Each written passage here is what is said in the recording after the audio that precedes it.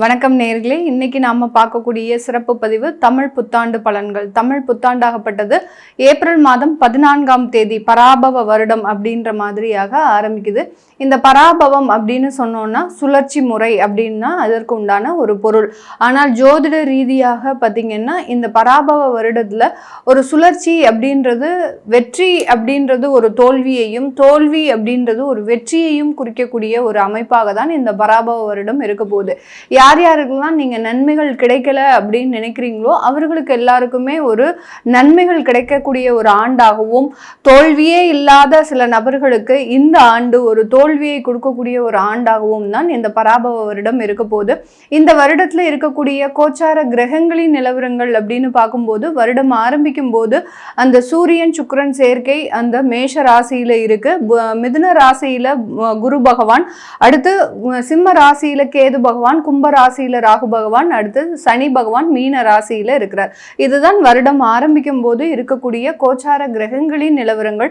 இந்த வருட பலன்களை நம்ம தீர்மானிக்கும் போது வருட கிரகங்களாகப்பட்ட அந்த குரு பகவான் பாத்தீங்கன்னா ஜூன் மாதம் 2ஆம் தேதி, அதாவது வைகாசி மாதம் 17ஆம் தேதி பெயர்ச்சி ஆகிறார்.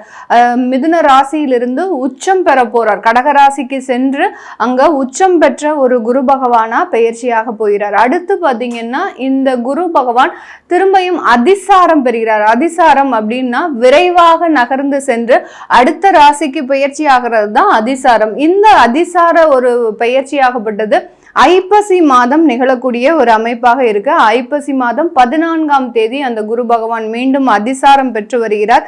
இந்த குரு அதிசார நிவர்த்தி ஆகப்பட்டது 25ஆம் தேதி ஜனவரி மாதம், அதாவது தை மாதம் 10ஆம் தேதி இந்த குரு அதிசார நிவர்த்தி அடைகிறார். இதுதான் இந்த இடத்துல இருக்கக்கூடிய ஒரு முக்கியமான கிரகங்களின் பெயர்ச்சி. அடுத்து ராகு கேது அப்படின்னு சொல்லக்கூடிய அந்த நிழல் கிரகங்களாகப்பட்ட அந்த சர்ப்ப கிரகங்களின் பெயர்ச்சியாகப்பட்டது கார்த்திகை மாதம் 19ஆம் தேதி, அதாவது டிசம்பர் மாதம் 6ஆம் தேதி அந்த கேது பகவான் சிம்ம ராசியிலிருந்து கடக ராசிக்கும், ராகு பகவான் கும்ப ராசியிலிருந்து மகர ராசிக்கும் பெயர்ச்சியாகி வருகிறார். இது வக்ர கிரகங்கள் அப்படின்றதுனால அது ரிவர்ஸ்ல தான் எப்போதுமே இதனுடைய சுழற்சி இருக்கும். சனி பகவான் இந்த தமிழ் வருடத்துல பராபவ வருடத்துல மீன ராசியில இருந்து வக்ரம் அடைகிறார். எப்போ வக்ரம் அடைகிறார் சனி பகவான் அப்படின்னு பார்க்கும்போது கார்த்திகை மாதம் 24ஆம் தேதி, அதாவது டிசம்பர் மாதம் 11ஆம் தேதி வக்ரம் அடைகிறார். இந்த வக்ரம் அடையக்கூடிய ஒரு சூழ்நிலையில இந்த மாதிரியான இந்த பராபவ வருடத்துல இருக்கக்கூடிய கிரகங்களின் கோச்சார நிலவரங்களின்படி ஒவ்வொரு ராசி என்பர்களுக்கும் உண்டான பலன்களை பற்றி பார்க்க போறோம். அந்த பலன்கள்ல நமக்கு என்ன மாதிரியாக இருக்கு, ஒவ்வொரு ராசிக்கும் என்னென்ன ஏற்ற இறக்கங்கள் இருக்கு, நீங்க எந்த மாதிரியாக சில விஷயங்களை மாற்றிக்கணும் அப்படின்றது தான் இந்த பதிவுல தெளிவா பார்க்க போறோம். இந்த சேனலை முதன்முறையா பாக்குறீங்க அப்படின்னா சப்ஸ்கிரைப் பண்ணிக்கோங்க, பெல் பட்டன்ல ஆல் ஆப்ஷன் சூஸ் பண்ணிக்கோங்க. ரிஷப ராசி என்பர்கள் காலபுருஷனுக்கு 2ஆம் இடத்துல இருக்கக்கூடிய ஒரு ராசி என்பர்கள் இந்த ரிஷப ராசி.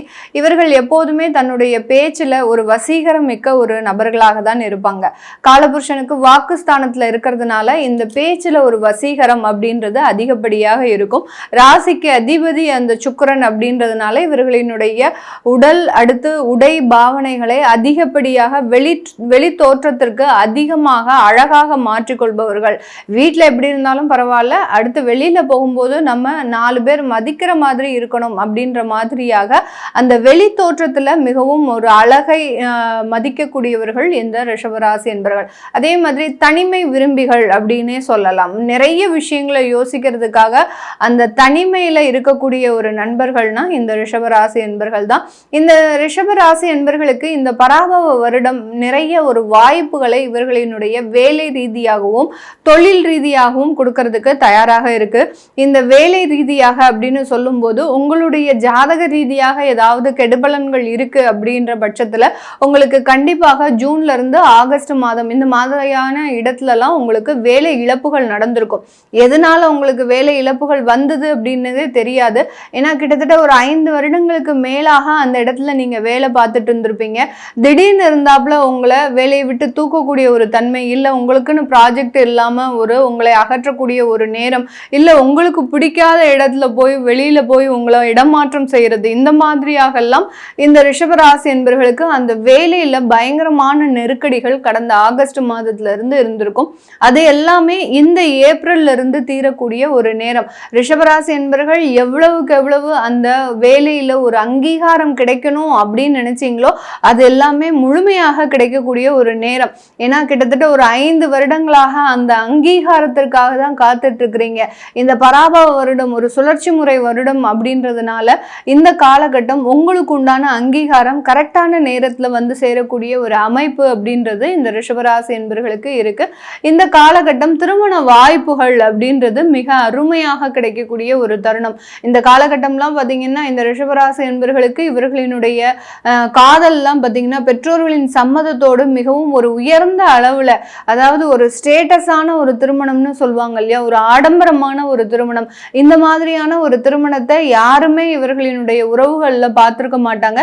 இத்தனைக்கும் இந்த திருமணம் பெற்றோர்களின் சம்மதத்தோடு நடக்கக்கூடிய அந்த தருவாயினால மிகவும் ஒரு ஆனந்தமான ஒரு வாழ்க்கையை அடையக்கூடிய ஒரு நேரமாக தான் இந்த ரிஷபராசி என்பவர்களுக்கு இருக்க போகுது. அதுபோக உங்களுக்கு அந்த அரேஞ்ச்டு மேரேஜ் அப்படின்றது வரன் பார்க்கக்கூடிய இடத்துல பார்த்தீங்கன்னா உங்களுக்கு மிகவும் ஒரு அற்புதமான ஒரு வரன்கள், இது வரைக்கும் நீங்க ரிஜெக்ட் பண்ணினது எல்லாமே நல்லதுக்கு தான் அப்படின்னு சொல்லக்கூடிய அளவிற்கு இந்த காலகட்டத்தில் கிடைக்கக்கூடிய வரன்கள் மிகவும் ஒரு அற்புதமான வரன்களாகவும், அந்த வரன்கள் திருமணம் ஆனதுக்கு அப்புறம் அவர்களால உங்களுக்கு ஒரு நிறைய ஒரு வாழ்க்கையில வளர்ச்சிகளும் கிடைக்கக்கூடிய ஒரு நேரமாக இருக்கும். கல்யாணம் பண்ணினதுக்கு அப்புறம் வாழ்க்கையில ஒரு சந்தோஷமா இருக்கும் அப்படின்னா இந்த ரிஷபராசி என்பர்களுக்கு தான். அதுவும் இந்த பராபவ வருடத்துல மிகவும் ஒரு அருமையாக கிடைக்கக்கூடிய ஒரு தருணம். ஏன்னா உங்களுடைய கலத்திர ஸ்தானாதிபதி அப்படின்னு சொல்லக்கூடிய அந்த செவ்வாய் பகவான் 11ஆம் இடத்துல வராரு. அதுக்கடுத்து அவர் டிரான்சிட் ஆகி அப்படியே உங்களுடைய ராசியையும் கடந்து செல்வார். அதனால அந்த கலத்திரம் அப்படின்றது உங்களுக்கு பிடித்த மாதிரி, உங்களுக்கு வாழ்க்கை துணை எப்படி அமையணும்னு நினைச்சீங்களோ அந்த மாதிரியா இருக்கக்கூடிய ஒரு தருணமாக இருக்கும். புத்திர பாக்கியம் அப்படின்றது அந்த குழந்தை பேரும் பார்த்தீங்கன்னா கண்டிப்பாக கிடைக்கும். இந்த பராபவ வருடத்துல பிறக்கக்கூடிய அந்த குழந்தை பார்த்தீங்கன்னா ஆண் குழந்தையாக இருக்கிறதுக்கு உண்டான ஒரு அமைப்பு நிறைய ரிஷபராசி என்பர்களுக்கு இருக்கு. மேக்சிமம் பர்சன்டேஜ் ஆஃப் ரிஷபராசி என்பர்களுக்கு இந்த பராபவ வருடத்துல ஆண் குழந்தை பிறக்கிறதுக்கு உண்டான ஒரு அமைப்புகள் அப்படின்றது முக்கியமாக இருக்கு. இந்த காலகட்டம் வெளிநாட்டுல இருக்கக்கூடியவர்களுக்கு அங்க சுயமாக தொழில் தொடங்கக்கூடிய ஒரு யோகமும், அங்க ப்ராப்பர்ட்டி சம்பந்தப்பட்ட சில வளர்ச்சிகளும் இருக்கக்கூடிய ஒரு ஆண்டாக தான் இருக்க போது. கார்த்திகை மாதத்துக்கு அப்புறம் இந்த ரிஷபராசி என்பர்கள் தன்னுடைய தொழில் ரீதியான அதிகப்படியான வாய்ப்புகளை பெறக்கூடிய ஒரு தருணம். இதுவரைக்கும் எந்த விதமான வாய்ப்புகளுமே இல்லை, நான் என்னுடைய தொழிலை கடன்கள்ல நடத்திட்டு இருக்கிறேன் அப்படின்னு சொல்லக்கூடியவர்களுக்கு இந்த காலகட்டம் அந்த தொழிலில் வாய்ப்புகளும் கடன்களில் இருந்து நிவர்த்திகளும் அடையக்கூடிய ஒரு நேரமாக இருக்கும்.